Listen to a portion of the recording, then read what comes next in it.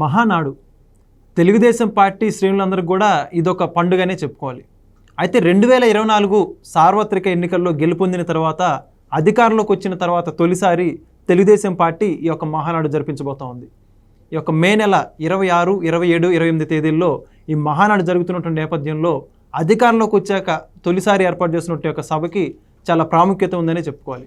అయితే ఒక మహానాడు గురించి మరిన్ని విషయాలు తెలుసుకునే ప్రయత్నం చేద్దాం. మనతో ఉన్నారు Telugu Desam party national leader and fire brand Aryureddy గారు.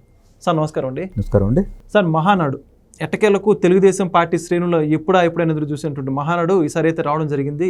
అన్నిటికన్నా ముఖ్యంగా మీ ప్రాంతం కడపలో పెట్టబోతున్నారు. కొంతమంది ఏమో జగన్ ఇలాకాలో పెట్టబోతున్నారు అని చెప్పేసి అంటూ ఉన్నారు. ఎట్టకేలు మహానాడు అయితే చాలా గ్రాండ్గా నిర్వహించబోతున్నట్టు అర్థమవుతుంది. అయితే మీ యొక్క అభిప్రాయం ఏంటి? కడపలో నిర్వహించడం కావచ్చు, ఈసారి అధికారంలోకి వచ్చాక ఈ తొలిసారి మహానాడు నిర్వహించడం గురించి. మీరు అడిగిన ప్రశ్నలోనే ఉంది. తెలుగుదేశం పార్టీ ప్రతి కార్యకర్తకి సగౌరవంగా నేను తెలుగుదేశం పార్టీ కార్యకర్తనరా అని చెప్పుకోవడానికి సరైన ప్లాట్ఫామ్ కానీ సరైన పార్టీ కానీ ఈ రాష్ట్రంలో ఏదైనా ఉందంటే అది తెలుగుదేశం పార్టీ.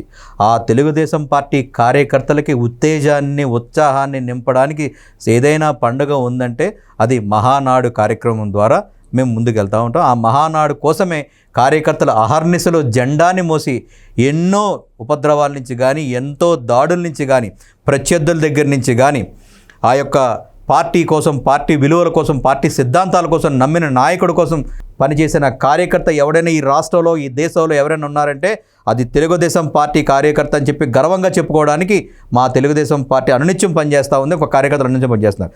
దానికోసమే వాళ్ళల్లో ఒక నూతన ఉత్తేజాన్ని దిశ నిర్దేశించడానికి ఒక సరైన కార్యక్రమం ఏదైనా ఉందంటే అది మహానాడు కార్యక్రమం. మీరు అన్నారు, ఈరోజు రాయలసీమలో కడప గడ్డలో ఈరోజు మేము తెలుగుదేశం పార్టీ ఆవిర్భించిన తర్వాత ఇన్ని సంవత్సరాల తర్వాత అంటే ఎన్నో వసంతాలు తెలుగుదేశం పార్టీ ఆవిర్భవించిందే ప్రజలే దేవుళ్ళు సమాజమే దేవాలయం అనుకునే నినాదంతో ఆవిర్భవించిన పార్టీ స్వర్గీయ నందమూరి తారక రామారావు గారు స్థాపించిన తెలుగుదేశం పార్టీ ఆనాడు ఇదే నినాదంతో ముందుకెళ్ళింది.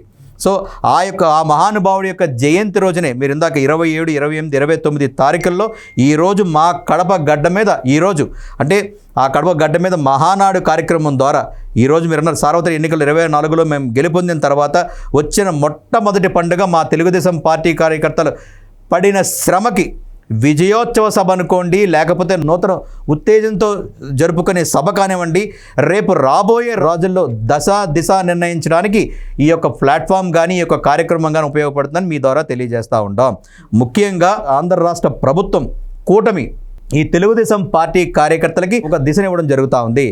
గతంలో మేమేం చేసాం, వర్తమానంలో ఏం చేయబోతున్నాం, భవిష్యత్తులో ఏం చేస్తాం అంటే మేము చేసింది ఏంటి, చేస్తున్నది ఏంటి, చేయకపోతుంది ఏంటి అనేది ఈ యొక్క మహానాడు ద్వారా జరుగుతుంది. పార్టీ కార్యకర్తలు అంటే గ్రామ స్థాయి నుంచి కానీ మండల స్థాయి నుంచి నియోజకవర్గ స్థాయి వరకు కూడా ప్రతి కార్యకర్త కూడా ప్రభుత్వానికి ప్రజలకి అనుసంధానం చేయడానికి ఒక కార్యకర్త బలమైన వారధిగా ఉంటాడనేది నా అభిప్రాయం. అది ప్రజల అభిప్రాయం, ప్రభుత్వ అభిప్రాయం, పార్టీ అభిప్రాయం కూడా. సో ఆ పార్టీ కార్యకర్తను ఇంకా బలవంతం చేయడానికి ప్రజలకి ఏం కావాలి, ప్రజలకి ఏం చేస్తే ఇంకా పార్టీ చేరువవుతుంది. మీరు అన్నారు గడిచిన సార్వత్రిక ఎన్నికలు 2024లో గడిచిన 4 జిల్లాల్లో రాయలసీమ 4 జిల్లాల్లో 52 సీట్లు ఉంటే కనుక 47 సీట్లు తెలుగుదేశం పార్టీ కానివ్వండి కూటమి ప్రభుత్వం కానీ కైవసం చేసుకునేది అనేది జగమెరిగిన సత్యం. అంటే ఈ యొక్క 52కి 52 కూడా మేము పరిపూర్ణంగా చేసుకోగలిగితే ప్రజలకి మరింతగా మేము చేరువయ్యే కార్యక్రమం అవుతుందనే ఉద్దేశంతోనే ఈరోజు మా జాతీయ అధ్యక్షుల వారు ముందు చూపుతో ఆలోచించి ఈరోజు మా కడపలో ఈరోజు మహానాడు కార్యక్రమం చేయడానికి మేమెంతో ఒక కడప వాసిగా ఆ యొక్క సీమ బిడ్డగా మేము చాలా సంతోషపడతా ఉన్నాం. ఇక్కడ ప్రతి సామాజిక వర్గాన్ని మేము సమీకరించుకోవడం జరుగుతూ ఉంది. ఒక మహానాడు వేదిక ఒక పార్టీ కార్యక్రమమే కాకుండా భవిష్యత్తు కార్యాచరణ, ప్రజల భవిష్యత్ కార్యాచరణ కూడా మేము రూపొందించడం జరుగుతుంది.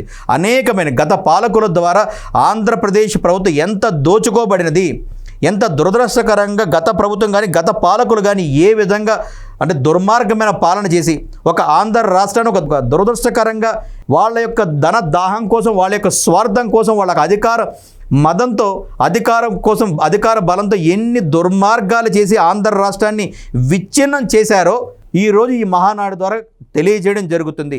ఇక ఈ మహానాడు ద్వారా ఈ ప్రజలకి అంటే ఈ కూటమి ప్రభుత్వం ఏర్పడిన తర్వాత ఏ విధంగా మేము ముందుకు వెళ్ళబోతా ఉన్నాం, అట్టడుగు నుండే ఆంధ్రప్రదేశ్ నుంచి అందలానికి ఎత్తే ఆంధ్రప్రదేశ్ని ఏ విధంగా తీసుకెళ్తామనేది మా నాయకుడు గౌరవ జాతీయ అధ్యక్షుడు నారా చంద్రబాబు నాయుడు ఏ విధంగా చేస్తున్నారనేది గత సంవత్సరం వరకు, అంటే ఇంకొక 2 నెలలు జరిగిపోతే ఒక సంవత్సరం ప్రభుత్వంలోకి వచ్చి అధికారంలోకి వచ్చి జరుగుతూ ఉంది. సో ఈ సంవత్సరంలో వరకు మనం ఏం చేశాం, సంక్షేమ పథకాలు ఈ ప్రజలకు ఏ విధంగా చేరుకోబడ్డాయి, ప్రజలకు ఇంకా ఏమైతే చేస్తే ఇంకా ఈ రాష్ట్ర ప్రజలు సుఖ సంతోషాలతో ఉంటారు. అట్టడుగు స్థాయి దగ్గర నుంచి కూడా ప్రతి ఒక్క వ్యక్తి కూడా, రైతాంగం కానివ్వండి, సామాన్యులు కానివ్వండి, ఉద్యోగస్తులు కానివ్వండి, మహిళలు కానివ్వండి, నిరుద్యోగ యువత కానివ్వండి, గ్రామీణ యువత కానివ్వండి, అర్బన్ యువత కానివ్వండి, ఇట్లా అనేక రకాలుగా విద్యార్థులకు కానివ్వండి, ఏ విధంగా చేస్తే, ఏ విధమైన కార్యాచరణ చేస్తే, ఏ విధమైన అభివృద్ధి చెందితే వీళ్ళందరూ కూడా అభివృద్ధి పదంలో ముందుకెళ్ళి రాష్ట్రం కూడా అభివృద్ధి చెందుతూ ఉంది. జిల్లాలు కూడా అభివృద్ధితో వికేంద్రీకరణ జరగాలి. అంటే ప్రతి జిల్లా కూడా ఒక అభివృద్ధి చెందుతూ ఉంటే ఆ యొక్క జిల్లాలో కూడా ఇన్ఫ్రాస్ట్రక్చర్ డెవలప్మెంట్ అవుతుంది. ఇప్పుడు ఈరోజు మాకు ప్రధానమైన కారణం కడపలో పెట్టడానికి కారణం ఒక వెనుకబడిన జిల్లాలు ఏదైనా ఉన్నాయంటే కనుక అది మా రాయలసీమ జిల్లాలు.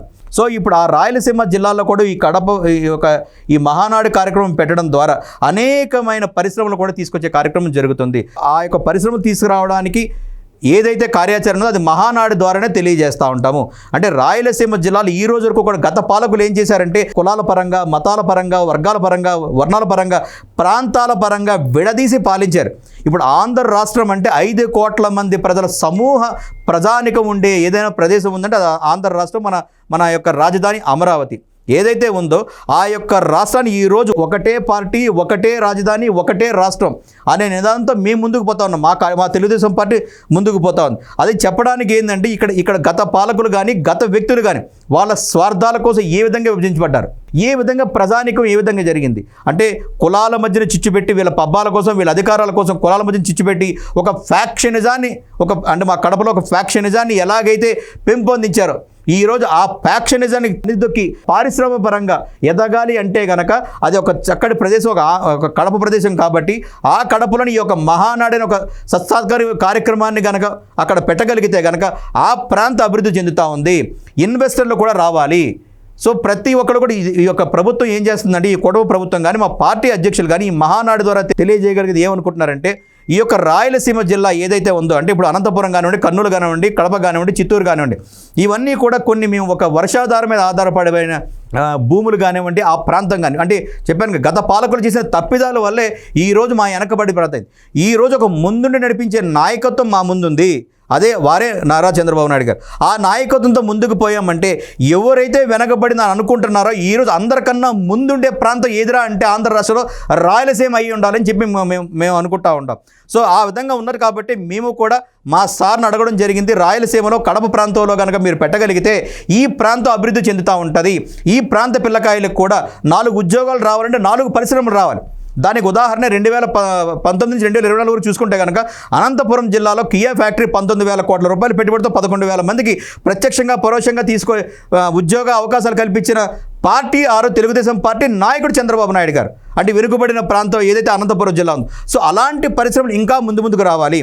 అంటే ఒక స్టీల్ ప్లాంట్ కానివ్వండి, ఉక్కు పరిశ్రమలు కానివ్వండి, అనేక పరిశ్రమలు. అది ఒకటనే కాదు. ఈరోజు మీకు రాయలసీమ డిక్లరేషన్ ఆ రోజు మా యువనేత ఏదైతే యువగలం పాదయాత్ర చేసినారో ఆయన యువగలం పాదయాత్రలో కూడా రాయలసీమ డిక్లరేషన్ కూడా ఆయన చేయడం జరిగింది. అధికారంలో దాన్ని కూడా అవలంబించడం, దాన్ని కూడా ఇంప్లిమెంటేషన్ చేయడం కూడా జరిగింది. సో ఇలా రాయలసీమ డిక్లరేషన్ తీసుకొని రావడం, వాటర్ని కూడా ఏదైతే వేస్ట్గా పోతుందో ఆ వాటర్ని తీసుకొచ్చి ప్రాజెక్టులో నింపడం, కొత్త ప్రాజెక్టులు తీసుకొస్తే కనుక పరిశ్రమలు వస్తాయి కనుక మా రాయలసీమ బిడ్డలు బయటకి ఎక్కడికి వెళ్ళాల్సిన అవకాశం కూడా లేదు కదా. ఎంతోమంది ఇన్వెస్టర్లు మా యొక్క ప్రాంతాన్ని కూడా చూసుకుంటారు కదా. ఏదైతే ఈ ఫ్యాక్షనిజానికి కానివ్వండి, ఈ కులమతాలకు కానివ్వండి, ఈ దుర్మార్గుల యొక్క భయాందోళనకు భయపడి మా సొంత ఊర్లు కూడా వదులుకొని బయట ప్రాంతాల్లో వెళ్ళి వ్యాపారాలు చేసుకునే వ్యక్తులు కూడా తిరిగి రావడానికి ఒక సత్సంగమైన కార్యక్రమం ఏదైనా ఉందంటే ఇది మహానాడు. ఆ మహానాడు ద్వారానే ఇది చాటి చెప్పాలన్న ఉద్దేశంతోనే మా నారా చంద్రబాబు నాయుడు గారు మా ప్రాంతాన్ని సెలెక్ట్ చేసుకొని ఆ యొక్క ప్రాంతంలో ఈరోజు మహానాడు జరుగుతూ ఉంది. మీరు అన్నారు ఇందాక కడప ఇలాకాలో మేము మహానాడు పెడతా ఉన్నది. కడప గడ్డ ప్రజల గడ్డ, ఆంధ్రప్రదేశ్ గడ్డ. ఈరోజు మా కడప నియోజకవర్గంలో ఒక ఆడపులి ఈరోజు మా ఎమ్మెల్యేగా మా తెలుగుదేశం పార్టీ జెండా ఎగరేసిన ఘనత ఎవరికైనా ఉందంటే అది గౌరవ నారా చంద్రబాబు నాయుడు గారిది. ఆయన నడిపిస్తున్న పార్టీ తెలుగుదేశం పార్టీ అన్న సంగతి మీరు మర్చిపోకూడదు, ప్రత్యర్థులు కూడా మర్చిపోకూడదు. మీ ద్వారా మేము తెలియజేస్తా ఉన్నాం. కాబట్టి ఈ కడప అనేది ఆంధ్ర రాష్ట్రంలో ప్రతి ఒక్కరికి సంబంధించిన గడ్డ ఏదైనా ఉందంటే అది మా ప్రాంతం. మా ప్రాంతాన్ని మీరు విభజించినారు. మీ యొక్క స్వార్థం కోసం, మీ యొక్క ధన దాహం కోసం, మీ యొక్క అధికార దాహం కోసం విభజించి ఈరోజు పాలించినారు. కాబట్టి ఆ దుర్మార్గమైన ఆ ధృతరాష్ట్ర పాలన పోయింది.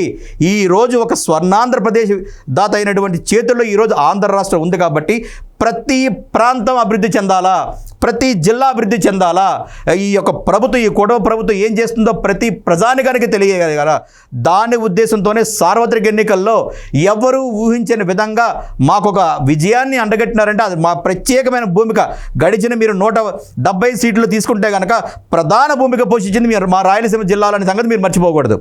52 సీట్లకు గాను 47 సీట్లు కైవసం చేసుకున్నామంటే నాయకుడి మీద ఎంత నమ్మకం ఉంటే మా రాయలసీమ ప్రజలు ఆ విధంగా విజయాన్ని ఇచ్చింటారనే సంగతి మీరు అర్థం చేసుకోవాలి. కాబట్టి ఆ ప్రజలకు కృతజ్ఞత తీర్చుకోవాలనే ఉద్దేశంతోనే మా నాయకుడు ఆలోచన చేసి ఈరోజు మా గడ్డ మీద ఈ యొక్క కార్యక్రమాన్ని చేస్తూ ఉన్నారు.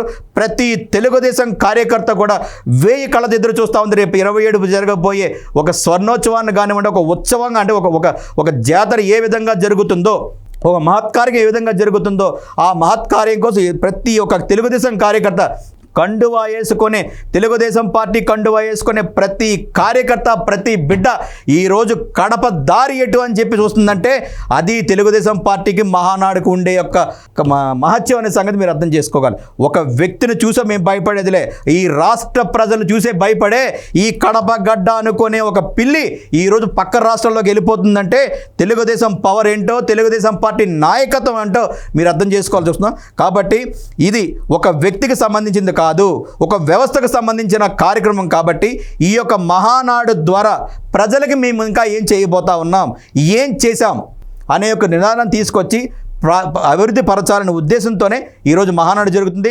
రేపు మీరు కూడా చూస్తారు రాబోయే రోజుల్లో ఈ యొక్క కూటమి ప్రభుత్వం ఎలాగుంటుంది, ఎంత సుపరిపాలన అందిస్తుంది. 10 తరాలు గుర్తించుకునే విధంగా పరిపాలన జరుగుతుంది. 10 తరాలు గుర్తించుకునే విధంగా ప్రతి కార్యకర్త కూడా నేను తెలుగుదేశం పార్టీ కార్యకర్తను రాని చెప్పుకొని గర్వపడే విధంగా తెలుగుదేశం పార్టీ ఉంటుంది. మహానాడు కూడా నవ్వుతో నా భవిష్యత్తుగా జరుగుతుందని మీ ద్వారా తెలియజేస్తూ ఉంటాం. నిజంగా మహానాడు గురించి చాలా చక్కగా చెప్పారు sir. Thank you. Thank you. Please subscribe to Leo News for more videos.